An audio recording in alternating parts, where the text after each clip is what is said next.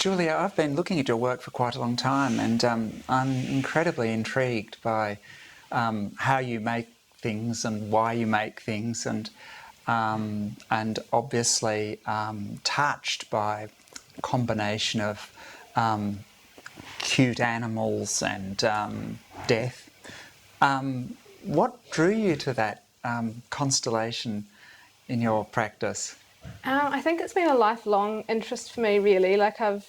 Since I've been doing this, my parents have spoken to a few family friends who have kind of not been that surprised and said even when I was like 3 or 4, I had an intense fascination with death and was always talking about it and quite interested by it. And I'd quiz my friends as to whether they were going to get cremated or buried. And when I was about 16 in Wellington, I guess I'd been aware of taxidermy, but really started thinking about it as a concept and decided I wanted to learn it and tried to find someone to teach me.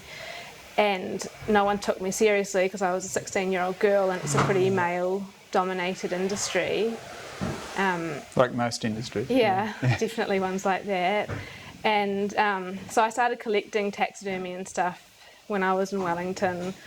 And then when I moved here, I met a retired taxidermist who offered to teach me the art, and Wow. I was just very fortunate to have him as a mentor. And he worked for museums throughout his life, so he was very much interested in the preservation and conservation side as opposed to going out and shooting yourself with deer and then mounting its head on the wall. Yes, that's right. So he was a good person for me to learn off because I'm a vegetarian and an animal rights activist, so it wouldn't have been a very healthy environment if I were to go and work with a trophy mounter.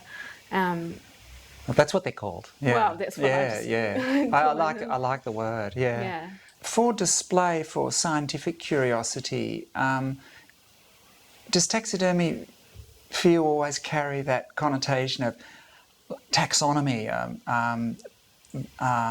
zoological classification? I mean, how does it? Well, for me in my practice, it's a much more spiritual thing. Like for me, it's a celebration of life, really. Like I guess people would instantly think my work is about death, but for me it's about life and celebrating life and the significance of it. So, and I feel like breathing that life back into an animal is giving it a second life in a way, especially for something like this, which is a stillborn, which in a sense never even got the opportunity to have life, but now it's sitting here looking alive and people are kind of contemplating it. But I also believe that animals hold symbolic meaning, and that symbology and that power can still be there within the body of the animal. So almost like a talisman or an amulet or something. So by surrounding yourself in these things, there's still some essence of life involved in it.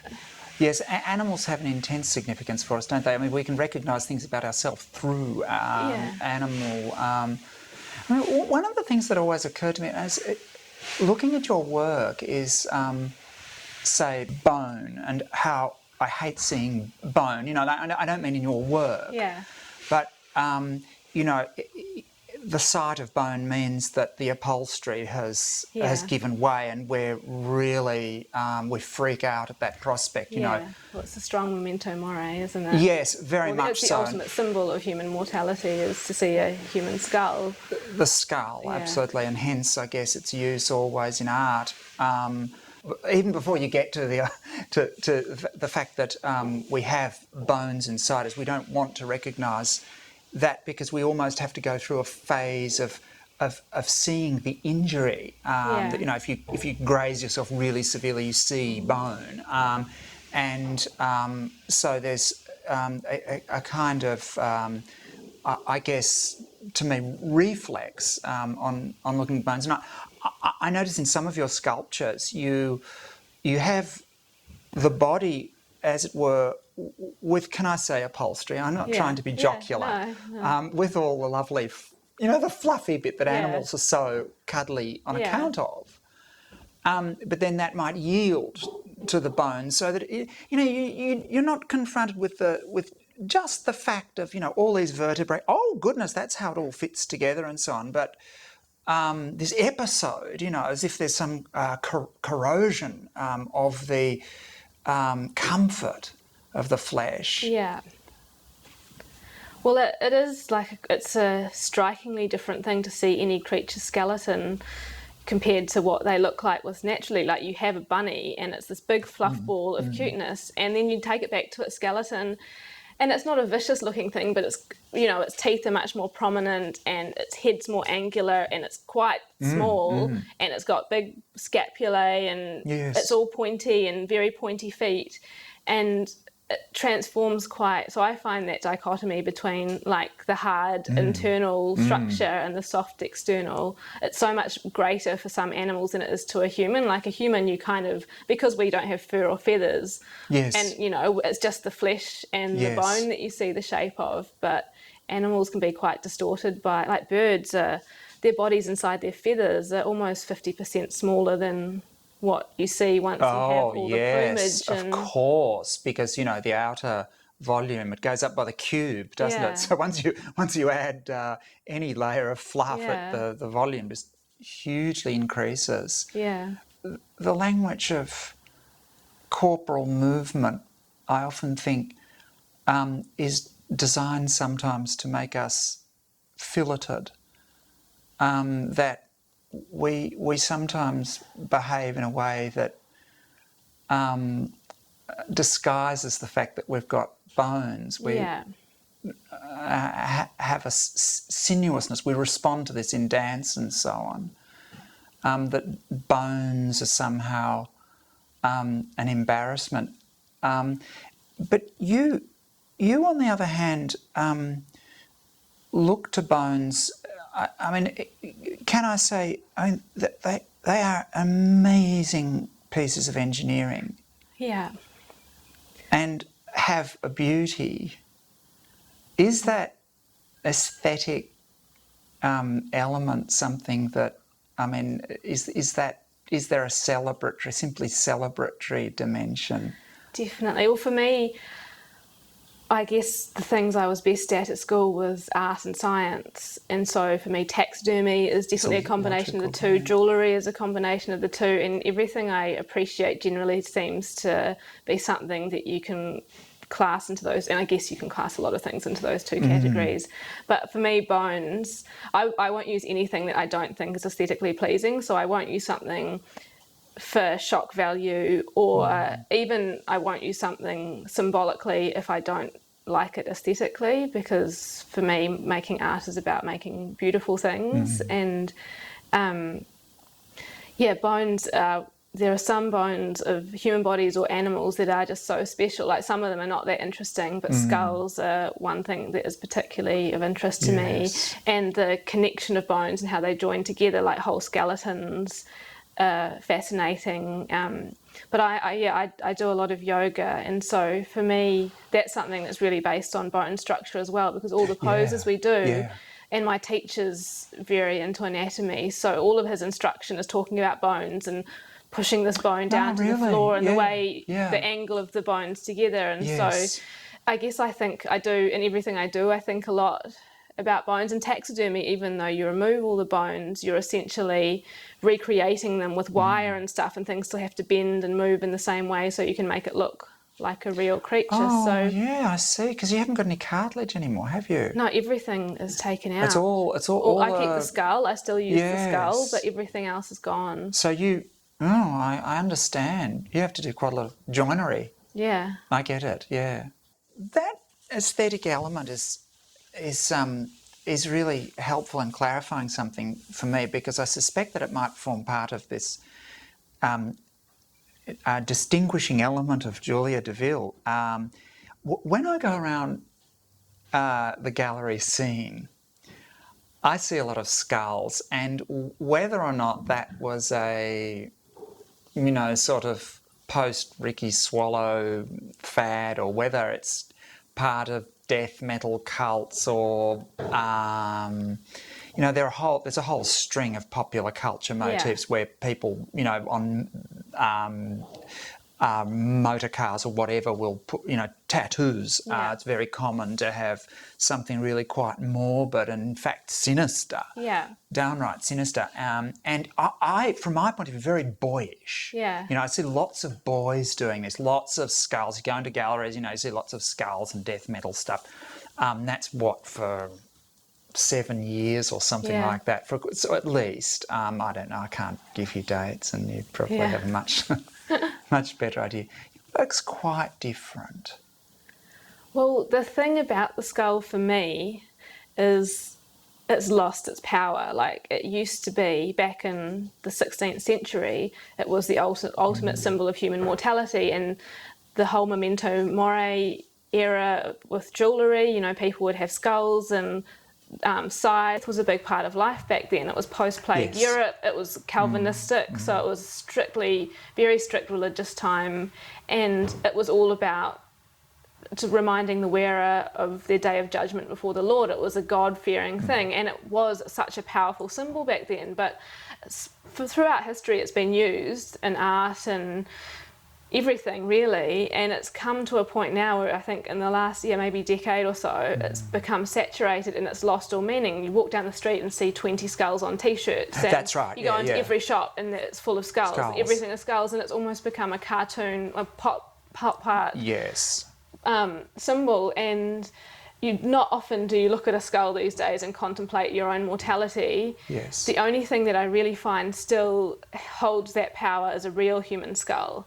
And when I have human skulls here and skeletons, and when I show that to people, they all of a sudden see it as a skull again, because it's not the representation of a skull, it's the real thing, and then it has its power. But it's definitely something that I think it was such a powerful symbol, and very it's much so saturated now. And yes, I mean, it's almost as if the skull has come back into contemporary art and popular culture as our way of exorcising significance itself, because we're just wearing them ironically. Hence, on t-shirt you might have the form of the skull, but as incrustation of bling. So Damien Hirst's For the Love of God. It could take the cue from that. But I think I've seen Diamante skulls stitched onto t-shirts and so on, and it's kind of funny. But half of the people that are making these things don't even appreciate the irony. They're just following a fashion. Yes, and I think that's right. I mean, why it should be a thing of fashion, that's curious, but I guess it's not something we need to answer. Is that a distraction? Is it annoying for you? It is a little bit, because I've been using that, I really started using that symbol when I was studying, and I was researching the 16th to 18th century and the jewellery of that time, and it was just, this was before the really big skull movement happened, so I was using them as memento mores, and I was also using hourglasses and skeletons and all of that symbology and the mottos that they would engrave into things. And yet within a couple of years, it took a bit longer to come over here, but maybe 3 years later I went to Paris and took some of my jewellery over there, and no one would buy skulls anymore because it had been so saturated. Like all the really high-end shops were over it. They were sensitive, and it filtered through to here, and it took a lot longer, but it is, and I still use them because I still appreciate the symbol, and it's a very powerful symbol to me, but it's definitely not something that I go out of my way to use in my work. In my artwork, I wouldn't use a representation of a human skull. I would only use a real one from now on, because I just don't think it's powerful enough otherwise. History features in your work, and I notice that you often use the Latin disce mori, learn to die. Yes.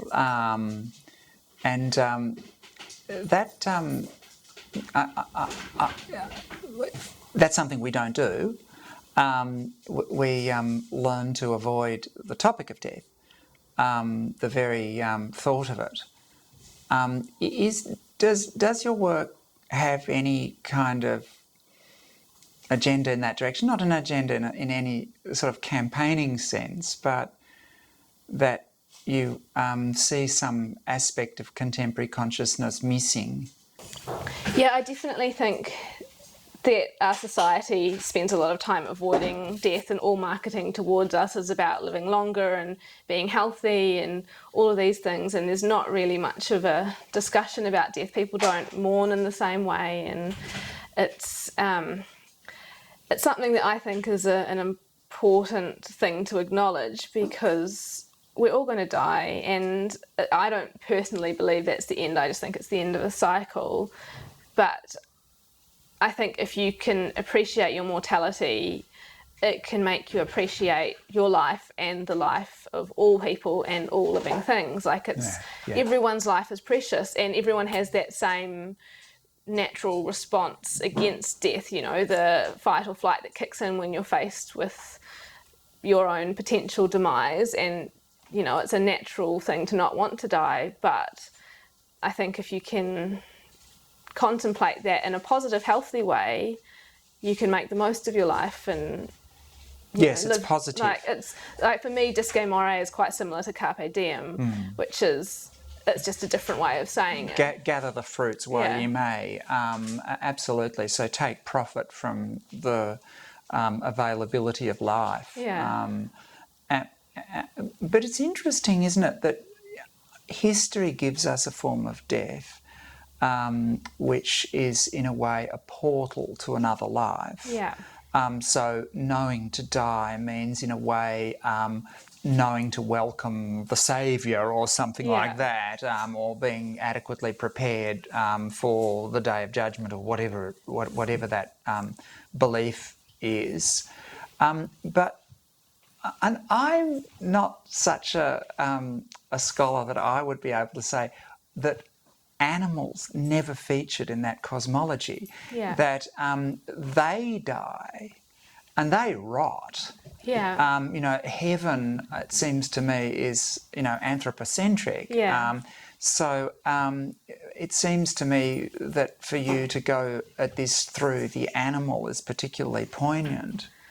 Well, my beliefs on animals are quite different to probably most people's, because I don't hold a human life as more important than an animal life. I think if anything, we have the consciousness to know what's right and wrong, whereas they have pure instinct. But you know, if you look at a lot of shamanistic rituals, and when they would hunt animals, they'd have specific ways of hunting them that would not upset the animal spirit. And when they did catch one, they would thank its soul for giving them a meal. They'd use every part of it. It was all very ritualistic and very respectful, but they believed that the animal had a soul and it would reincarnate back as another animal, so they didn't feel bad about taking its life because it was just part of the cycle. And whereas now you come to the way people treat animals as a commodity, and we have the battery farming, and you know, it's only been since we've had this industrialised farming that animals have really been disrespected. Like, I'm sure throughout history there's been poor treatment of cruelty, them, yes, but this is systematic, isn't Yeah. it? Systematic cruelty. Yeah, they've become, those creatures are not seen as animals with feelings or emotions or pain senses or anything like that. No, they would be seen as an element of productivity. It's no different to